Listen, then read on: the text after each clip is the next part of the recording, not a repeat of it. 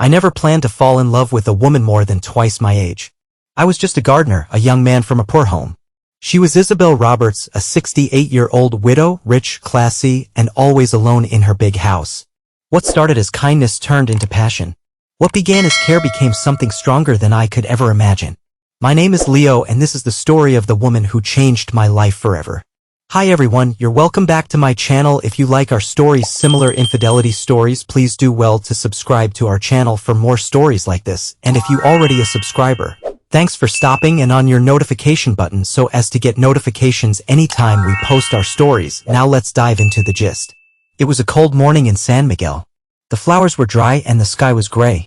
Mrs. Isabel had the flu and her housekeeper had left for town. I brought her hot tea and soup. I stayed longer than usual. She looked weak but still so graceful. She lived alone in that big, beautiful house. Her husband, Mr. Roberts, had died of lung disease years ago. All her children were married and living far away. She was rich, but she looked empty. That day, I walked into her room without knocking.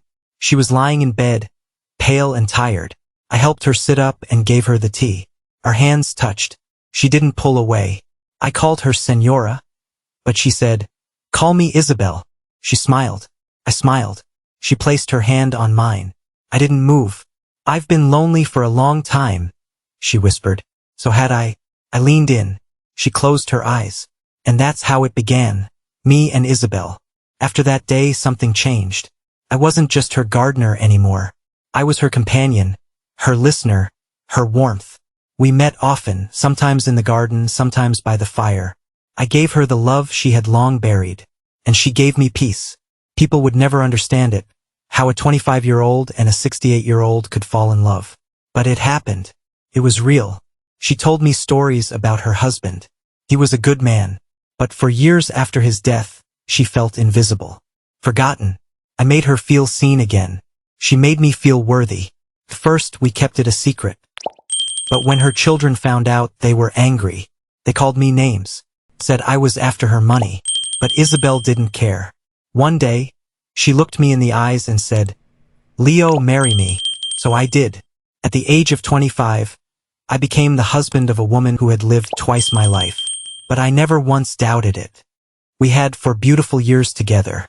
Laughter, dancing, reading poetry in the garden. Until the day her blood pressure rose too high and she didn't wake. The house was quiet after her death. Too quiet. I walked the same garden paths we used to walk. I watered her favorite rose bush every morning. Isabel left everything to me. Her house, her land, her memories. People whispered, but I didn't care. They didn't know our story. I didn't marry again. Couldn't. No one could be her. But I didn't want her name to disappear. So I adopted a little girl from a nearby orphanage. She had Isabel's eyes. I named her after the woman who changed my life. Now, years later, people ask why I live alone. I don't. Isabel is in the flowers I plant, in the laughter of my daughter, in the wind that blows gently through the orange trees. They say love has rules, but real love breaks them all. Have you heard or experienced similar situation? Please tell us how you handle it in the comment section, and don't forget to on your notification button so as to get notifications anytime we post our stories. Thank you, God bless, and see you in my next video.